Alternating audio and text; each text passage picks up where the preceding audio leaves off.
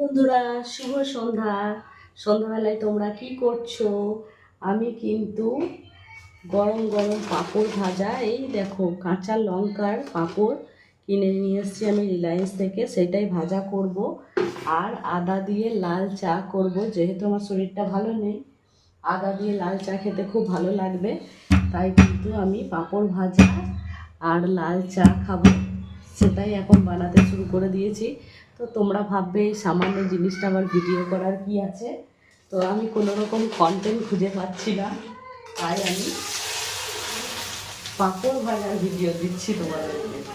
তেল আমার সাংঘাতিক গরম হয়ে গেছে, এরকম একদম।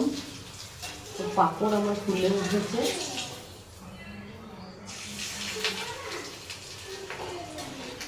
একদম পাঁপড় ফুলে উঠেছে। এই দেখো আমার কিন্তু পাঁপড় ভাজা হয়ে গেল।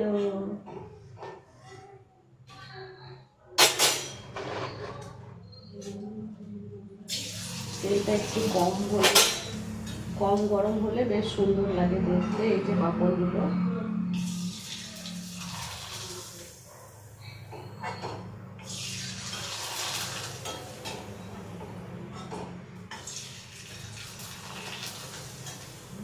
চা আর পাঁপড় ভাজা।